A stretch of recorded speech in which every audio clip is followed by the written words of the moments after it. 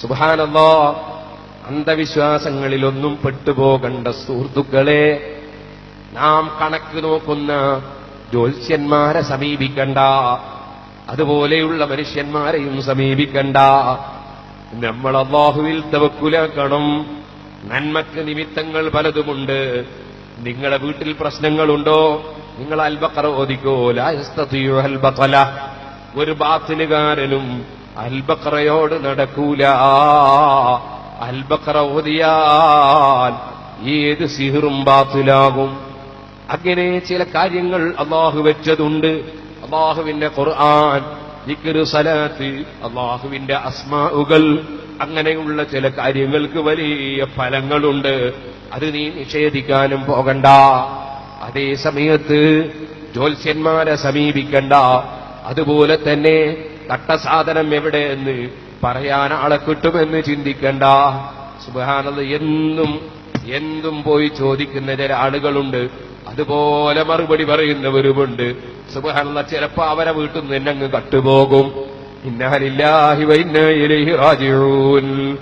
പറയട്ടെ, മന്നതാ അറാഫൻ, വല്ലവനും ജ്യോത്സ്യനെ സമീപിച്ചാൽ, എന്നിട്ടോ അവൻ പറയുന്നത് വിശ്വസിച്ചാൽ, ഫഖദ് കഫറ ബിമാ ഉൻസില അലാ മുഹമ്മദിൻ സല്ലല്ലാഹു അലൈഹി വസല്ലം, അവൻ ഖുർആൻ കൊണ്ട് കാഫിറായി എന്നാണ് ഹദീസ്. പാടില്ല. ഇതുപോലെ എന്റെ സഹോദരിമാരോട് ഞാൻ പറയട്ടെ, ചർച്ചുകളിലേക്ക് നേർച്ച ചെയ്യുന്ന ചിലരുണ്ട്, അതുപോലെ ദേവാലയങ്ങളിൽ പോകുന്ന ചില സ്ത്രീകളുണ്ട്. ഇന്ന് ഞാൻ വയലിന് വേണ്ടി കുറ്റ്യാടിയിൽ നിറങ്ങുമ്പോ ഒരു സ്ത്രീ എന്നോട് വിളിച്ചു ചോദിക്കാൻ, ഉസ്താദേ ഒരു സംശയം ചോദിക്കട്ടെ. പെട്ടെന്നുള്ളതാണെങ്കിൽ മറുപടി പറയാമെന്നൊക്കെ ഞാൻ അറ്റൻഡ് ചെയ്തു. ഉടനെ തന്നെ ചോദ്യം, പൂരത്തിന് പോകാൻ പാടുണ്ടോ എന്നാണ്. ഇന്ന് ചോദിച്ച ചോദ്യമാ, പറഞ്ഞ് കളവല്ല. ഇന്നാലില്ല. ഉമ്മമാരെ, മുസ്ലിം പള്ളികളിൽ തന്നെ നിസ്കാരത്തിന് നിങ്ങൾ പോകരുതെന്നല്ലേ നിങ്ങളോട് പണ്ഡിതന്മാര് പറഞ്ഞത്? അത് പണ്ഡിതന്മാരെ വകയിൽ പറഞ്ഞതാണോ? അല്ല. നിങ്ങൾക്ക് ഏറ്റവും വലിയ കാരുണ്യം ചെയ്ത നേതാവ് മുഹമ്മദുർ റസൂലുള്ളാഹി സല്ലല്ലാഹു അലൈഹി വസല്ലം തങ്ങളോട് ഉമ്മു ഹുമൈദിൻ സായിദി റളിയല്ലാഹു അൻഹ വന്നിട്ട് പള്ളിയിലേക്ക് പോകാൻ സമ്മതം ചോദിച്ചപ്പോ സമ്മതം കൊടുത്തില്ല എന്നല്ലേ ഹദീസിലുള്ളത്? വബുയൂതുഹുന്ന ഖൈറുൽ ലഹുന്ന, സ്ത്രീകൾക്ക് നിസ്കരിക്കാൻ അവരെ വീടാണ് ഖൈറെന്നല്ലേ നബി സല്ലല്ലാഹു അലൈഹി വസല്ലം പറഞ്ഞത്? എങ്കിൽ പിന്നെ നിങ്ങൾ പൂരത്തിന് പോകുന്നതെങ്ങനെ? ദേവാലയത്തിൽ പോകുന്നതെങ്ങനെ? ചർച്ചിൽ പോകുന്നതെങ്ങനെ? സുബ്ഹാനല്ലാഹ്. കാസർഗോഡ് ഞാനൊരു വയലിന് പോയി. അപ്പോഴാണ് എനിക്കൊരാളൊരു ഫോട്ടോ കൊണ്ടുവന്ന് കാണിക്കുന്നു. എന്താണ്? ഒരു ദേവാലയത്തിൽ മുസ്ലിം പെണ്ണുങ്ങൾ പർദ്ദയും ധരിച്ചു പോകുന്നു. ഏതാ ദേവാലയം?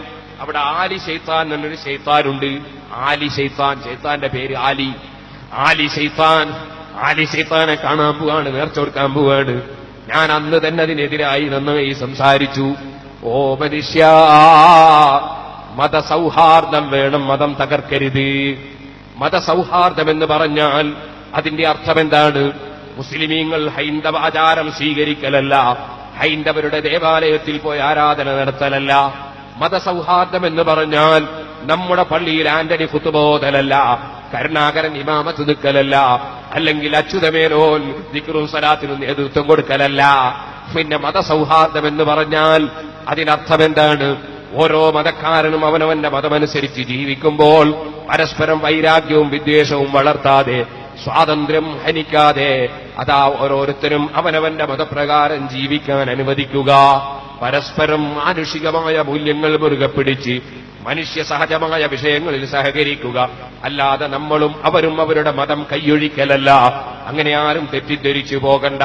അത് ഓരോ മതത്തെയും നശിപ്പിക്കലാണ്. ഒരിക്കലും തന്നെ മുസ്ലിമേ, നീ നിന്റെ മതം നശിപ്പിക്കുന്ന, നിന്റെ വിശ്വാസം നശിപ്പിക്കുന്ന ഒരേർപ്പാടിലും പെട്ടുപോകണ്ട.